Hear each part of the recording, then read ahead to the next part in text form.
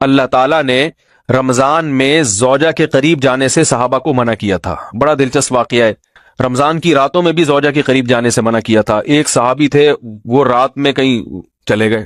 اب بڑے پریشان ہوئے، رسول اللہ صلی اللہ علیہ وسلم کے پاس آئے، عرض کیا یا رسول اللہ مجھ سے غلطی ہوئی، رمضان کی رات میں نے اپنی زوجہ کے قریب چلا. آپ نے فرمایا کیوں؟ وہ بڑا دلچسپ سا واقعہ ہے، بس بظاہر تھوڑا حیا کے خلاف بھی ہے لیکن اتنا بھی نہیں ہے. وہ کہہ رہے میری زوجہ کہیں پانی بھرنے کے لیے جا رہی تھی، ان کی پنڈلی کھلی تو میری نظر بیوی کی پنڈلی پر پڑی اور میں بس پاگل ہو گیا بیوی کے عشق میں. میں یہ اس لیے بیان کر رہا ہوں کہ جو لوگ نظر کی حفاظت کرتے ہیں وہ بیوی کے عشق میں پاگل ہوتے ہیں. جو دن رات انٹرنیٹ پر پنڈلیاں دیکھتے رہتے ہیں انہیں بیوی کی پنڈلی بھی کیا شکل بھی اچھی نہیں لگتی ان کو. بد نظری کا یہ عذاب ہے، وبال ہے کہ جو اللہ نے گھر میں آپ کے لیے بٹھائی ہے وہ آپ کو اچھی نہیں لگے گی. تو نظر کی حفاظت کیا کرو، اس سے آپ کو اپنی بیوی سے عشق ہوگا، محبت ہوگی. بات آ رہی ہے سمجھ میں؟ تو اب دیکھو کیسا روزے کی حالت ہے. رمضان میں پابندی ہے، اسلام میں حکم تھا جو رمضان میں بیوی سے بستری کرے گا 60 روزے لگاتار رکھنے پڑیں گے. کتنا بڑا جرم، لیکن صحابی سے برداشت نہیں ہوا. صرف زوجہ کے پاؤں پہ نظر پڑی ہے تو وہ کیسے بیوی سے محبت کرتے ہوں گے اور وہ بیوی کے بغیر رہ سکتے ہوں گے. اور آج لوگوں کے فون آتے ہیں ہماری بیگم جس میگے جاتی ہے اتنی خوشی ہے، ایسا اچھا سا فیل ہوتا ہے، ایسا عجیب سا محسوس ہو رہا ہوتا ہے جیسے آزاد ہو گئے. تو میں کہتا ہوں ظاہر ہے اب تمہیں موقع مل گیا کنڈی لگانے کا، ٹھیک ہے نا، اور آنکھ مٹکے کرنے کا، تو خوش تو ہوگے. تو یہ بھی ایک عذاب ہے جو لبرل لوگ نے جس عذاب میں ڈالا ہوا ہے نا، اس میں عورت کے حقوق نہیں ہے. عورت کے حقوق نظر کی حفاظت میں اور عورت کے پردہ کرنے میں ہے. جب مرد باہر نکلے گا سب پردے میں ہوں گی تو آئے گا کس کے پاس؟ بیگم کے پاس ہی آئے گا. تو اتنے منہ کالا کرنے کے راستے کھول دیے ہیں تو ظاہر ہے پھر کامیاب ازدواجی زندگی نہیں ہوتی. تو نبی کے پاس آئے، عرض کیا یا رسول اللہ میں برداشت نہیں کر پایا. تو آپ مسکرا دیے. تو وہ نبی کے پاس گئے، یا رسول اللہ ایسے ہوا، مجھ سے غلطی ہو گئی. تو آپ نے فرمایا کیوں؟ فرمایا ایسا ہو گیا تھا. تو آپ صلی اللہ علیہ وسلم نے فرمایا 60 روزے رکھو لگاتار.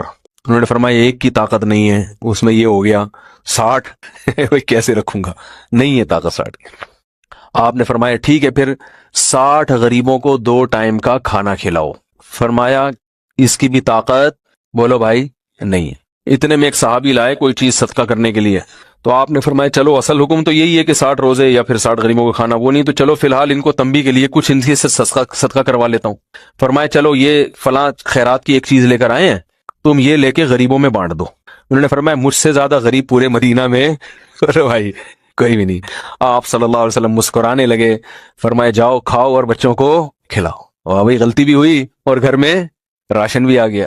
تو اس کے بعد قرآن کی آیت نازل ہوئی کہ احل لکم لیلۃ الصیام الرفث الی نسائکم ہن لباس لکم وانتم لباس لہن علم اللہ انکم کنتم تختانون انفسکم فتاب علیکم وعفى عنکم فالآن باشروہن وابتغوا ما کتب اللہ لکم. فرمایا اللہ کو بتایا کہ تم اس حکم پر عمل نہیں کر سکتے، لہذا رمضان کی راتوں میں تمہیں اپنی بیوی کے پاس جانے کی اجازت ہے، لہذا ان کے پاس جایا کرو اور اس اولاد کو تلاش کرو جو اللہ نے تمہارے مقدر میں لکھ دی ہے.